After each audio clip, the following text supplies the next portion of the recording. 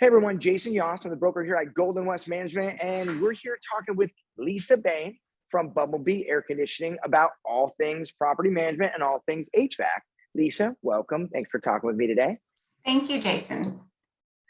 So Lisa is one of the premier HVAC company owners in the Phoenix Valley. And at GoldenWest, we have properties in Las Vegas, in Phoenix, in San Diego, but in the Valley especially, HVAC is the #1 vendor that we work for because it's 110 plus degrees out there for a lot of the year, as Lisa would definitely attest to.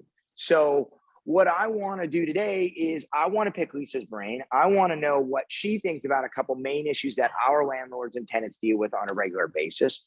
But before I do that, I want to learn a little bit about Lisa. Lisa, tell me, how'd you get into the HVAC industry and Bumblebee in general? Well, my husband decided when we were in our 20s that he wanted to work in HVAC. So him and a buddy started the business, and it was one man in a truck for about 12 years. Nice. Just him and his truck. And I actually owned another business at the time. I sold my business and jumped on with him.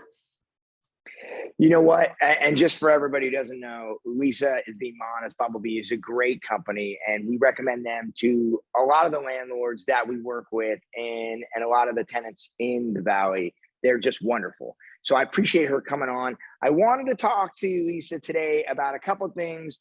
The most important thing being, how do you feel about preventative maintenance? I hear all the time people say, oh, I don't want you to do a tune-up. Talk to me about why tune-ups are so important for our clients.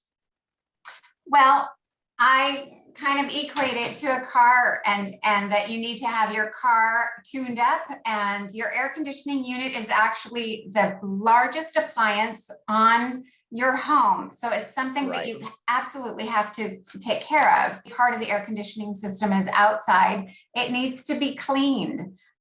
With dust storms and any kind of weather that's going on, things start to goop up, motors start to goop up, the coils start to goop up, that sort of thing. So, and once that stuff is gooped up, the unit starts to freeze, the motor has a harder time turning, and things go downhill quickly. So that's really why we encourage preventive maintenance checks early on in the season. Just so that we can test everything and make sure that it is working, especially Las Vegas and Phoenix going into summer. It's so hot that the last thing you want is the unit to fail. So we're hoping that we're getting everything before that happens. You know what? I can't agree more. Two questions about that, about what you talked about. Number one, preventative maintenance. We talk about doing it as early as maybe February, March, well before it's too hot, and then you're actually into summer HVAC.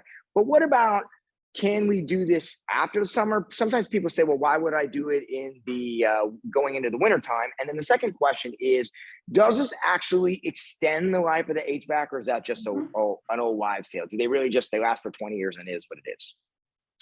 They don't last for 20 years anymore. I wish they did. Oh my gosh. There we go. Wives' tale right there. There's definitely some great units out there that last 20 years, but unfortunately the newer ones, it seems like with everything, it's just, you know, what the manufacturer tells us today is 12 to 14 years. Wow, 12 to 14 years. So you heard it. Standard AC, 12 to 14 years. That's Got it.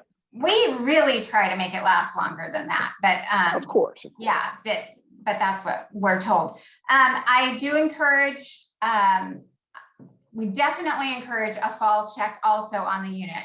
Back to the summer again, that unit is working 12 to 17 hours a day trying to cool your home down.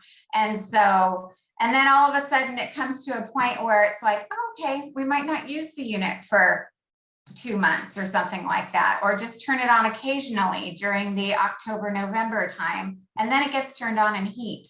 And when it gets turned on in heat, it's using those same components again that it was using in the cooling in the summer. And things start to kind of crust up a little bit. And so once again, back to the cleaning, back to just testing everything, tightening the electrical connections, making sure everything's working properly so that You have heat Perfect. too. And it does And that's absolutely extend the life. Yeah.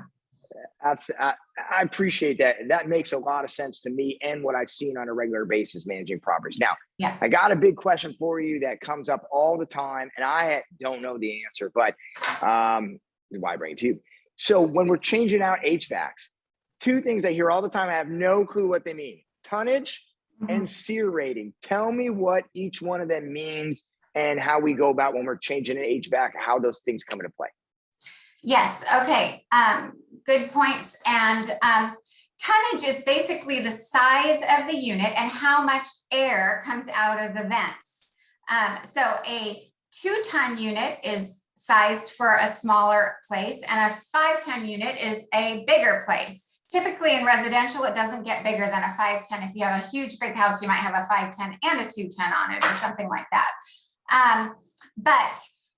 What's really important with sizing of units is the original engineering of the house, how that home was engineered when it was originally built, because that determines the size of the ductwork, and that determines the velocity of the air coming out of the systems. So 99% of the time, if there's not an addition or something special, we are replacing like with like as far as the size of the unit, the tonnage of the unit, because we don't want pressure problems to occur in the house where you might have slamming of doors, that sort of thing. And the other thing that happens with oversizing a unit is like the unit could whistle, or all kinds of things can happen. So it's best to replace it with the same size that the house was originally engineered for. SEER rating has to do with the efficiency of the unit. Its standard SEER rating today is 14 SEER. It's actually changing to 14.5 in January of next year, but standard today is 14 SEER unit. To jump to a 15 or a 16 or a 17 or up, typically the price difference is huge once you jump from the 14 SEER. And really, we feel that 14 SEER is absolutely perfect for a rental property. It's easy to get parts for 14 SEER units. They're reasonably priced, that sort of thing. Once you jump up into the 16, 17, 18 SEER, you end up with variable speed motors that can be very expensive, harder to find, that kind of thing. So, so we encourage a 14 SEER unit on a rental property. You don't want to spend a ton of money on something that you're not going to earn your investment back on. Got it. And honestly, that information is so important. My takeaway there of people saying like, "Oh, give me a bigger tonnage." You can't oversize a room; it doesn't help. And number two, as far as like, "Oh, I want the most efficient unit." Hey, 14 is actually standard right now, and you're going to pay so much more, and probably make it harder to do long-term preventative fixes because those might require specialty parts. Stuff I didn't know, but definitely good information for our landlords out there. Okay, let's close with some things that we talk about all the time that we want to feed to our landlords is information on how to keep our AC running the best in the summer. So we know what you're going to start with. It's the only thing I know is change the filters. Where do we go? Is that the only thing? What else do you recommend as far as tips for making sure our ACs last longer in the summer? Preventive maintenance before the summer even starts. So just making sure that the coils are cleaned, and then it's filters. It's all about the filter. So they just need to be cleaned and checked before the summer. And then when the client does that, the great thing about doing it before the summer is if something's identified, it's a perfect opportunity for them to make that repair. Yeah. What's a common one you see that's like, "Hey, this is easy fix. Why aren't you allowing me to do that?" Just a run capacitor. So a run capacitor is a little thing that's on a motor. It's on a compressor. There's several of them in an air conditioning system. And if that run capacitor fails, then the motor fails. And so it's just, when we get to a unit to do a full check of the system, we're checking to make sure that run capacitor is running within the parameters that it's supposed to be running. If it's weak now, it's good in the spring, it's gonna die during the summer. It's really an emergency situation during the summer in Arizona when somebody does not have air. 100%. They can't sleep at night, you know? 100%. Yeah. 100%. That's probably the truest statement. And I just want to remind everybody, you know, GoldenWest, our philosophy, rent it like you mean it. If you leave a tenant, okay, without AC, when it's 100 to 115 degrees outside, Yeah.